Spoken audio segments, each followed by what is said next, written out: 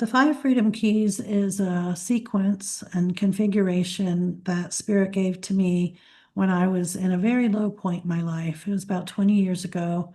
I was going through a divorce, and after we decided to split, I was diagnosed with a lot of health problems, a lot of different health challenges. It was probably from the stress and the upheaval of my life. But Spirit came to me and said, we're going to give you a sequence, they called it, a mastery method to turn the density frequencies into light. So everything's energy, frequency, vibration, everything is created from energy gathered together in a different frequency and vibrating at a different intensity.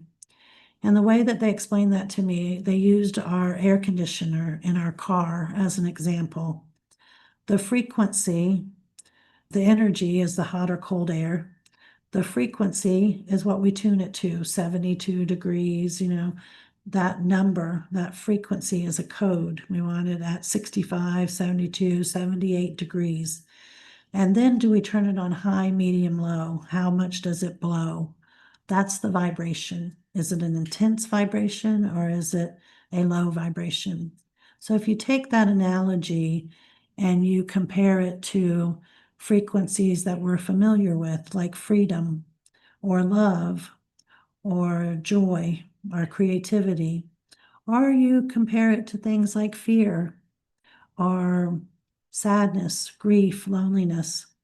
You take any one of those words and say that's freedom, and you turn the FREEDOM, the letters, into numerology. The A represents 1, the B represents 2, the C represents 3. Then you have a code that your cells and molecules know how to read because we are made of energy, frequency, and vibration. So that's how you get the codes and the keys. You take the alphabet, the lyrics, you turn it into numerology, and you see that all of our language is stemmed from writings that contain sacred geometry, shapes, triangles, circles, squares, lines, dots. And so that's where the codes and keys, the freedom keys, come from. So the five freedom keys I'm going to give you up front so you know them, but we'll start with going through them quickly, and then we'll go to each one and hear a story that helps you align your stories and what your challenges are with each frequency personally. And then we'll do a deep dive meditation. So there's a handy way to remember these five frequencies. That's to take your left hand and to put it out in front of you, palm facing away, the back of your hand facing you. We start over at the pinky, and we're going to cross a bridge. The pinky is where the problem, the challenge, the conflict exist, and the thumb is where we get freedom from it. So the first one, the pinky, represents frequency number 1, freedom key number 1, which is acceptance. And to breathe into acceptance allows you to let go of the resistance. And for over 20 years, my guides have said to me, your number one spiritual philosophy that you live by should be non-resistance, acceptance of everything. Because if it's happening, it's meant to happen. And when you trust that your soul is orchestrating everything for your growth and your evolution, sometimes the only way to grow is through facing a challenge. It's when everything's perfect and peachy keen, there's not a lot of motivation to change things. But when we hit a crisis or we go through a challenge, oftentimes we resist and we don't want it to happen and we rise up against it. Well, that keeps us stuck in duality. So number 1, acceptance, and we'll expand on that more when we go in deeper. Acceptance is non-resistance, and it sets you free from the resistance inside your being. Number 2, the next finger, your ring finger, is allowance, allowing. And it kind of seems similar, acceptance and allowing, that they have a very similar vibration, but Spirit told me the difference is acceptance allows you to let go of resistance and kind of drop the tug of war rope or the shields and swords that you're putting up. Allowance allows you to learn from the experience. It moves your conscious seat and to the place where you're out here fighting everything, to that inner place that we all want to know more, the observer witness, our soul seat. And it's like sitting on the side of the river and watching the water flow without jumping in and trying to get the current to go where you want it to go. So it allows you to witness yourself, most importantly, your actions, your vibration, your frequency, and also that of others, and to learn from it, to come to this with a, what can I learn from this rather than I need to change it because it's making me uncomfortable. So the first two, acceptance and allowance, pinky and ring finger. The third one is our middle finger. And I think we all know what that middle finger can often represent. It's like shooting a bird or flicking someone off.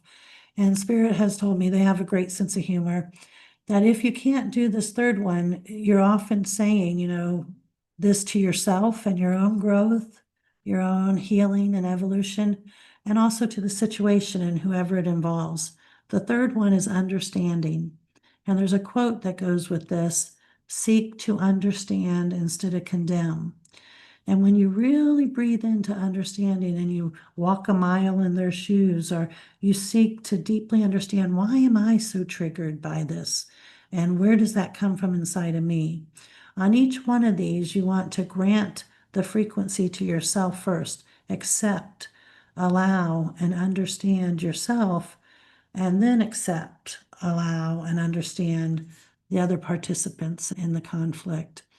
So I find oftentimes if you really sink into understanding, you'll see that we're all in pain and we're all the same in our pain. And if there's conflict, it's probably our inner child and their inner child having an argument. The soul would not be involved, the higher self would not be involved. So when you can raise up and see who you are from that place, then you have an opportunity to face the conflict differently. So anytime you're condemning anyone, it's a little red flag to say you're going to stay stuck in dueling duality, which causes a lot of suffering unless you let go, accept, allow, and try to understand everyone. And if you get there, the next two are like flowing downhill, flowing down a bridge, flowing down a mountain of consciousness. The next one is compassion. And if you truly understand that we're all just acting out our pain, and yes, I've contributed through my pain, through my lens in which I'm viewing this, my words, my actions, and have compassion for myself because I'm a product of my environment.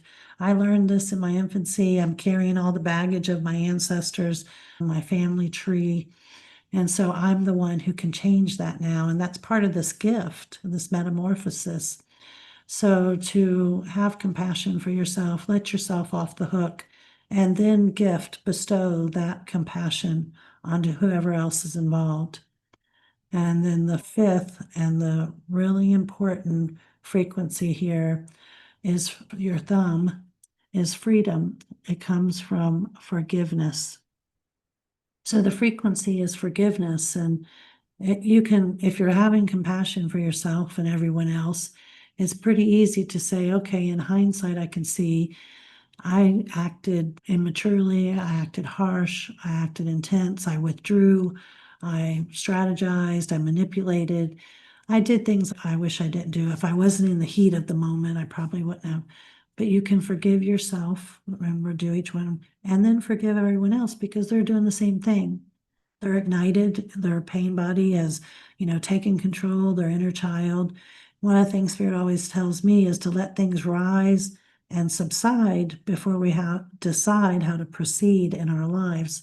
So the forgiveness is the thumb, and we have that unique from many other animals in the earth kingdom, and it allows us to wrap our hands around our torch of liberation and to hold that torch like the Statue of Liberty and liberate ourselves from whatever the challenge or conflict is.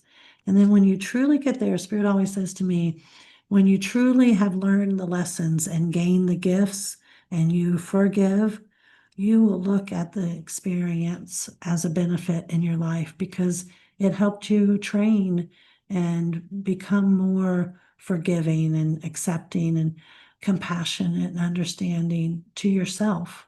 So if that situation hadn't come about, we would still be stuck, where we were before without that recognition, that self-awareness, or these tools to transform things.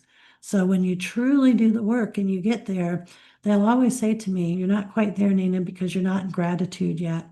When you get to the place that you can be grateful for the experience, you've done your work. So that's the 5 frequencies: acceptance, allowance, understanding, compassion, and forgiveness. And you can cross a bridge from your pinky to your thumb and then hold your torch of liberation. And there's a story that goes along with each one. I'm going to stop here before I go into the stories.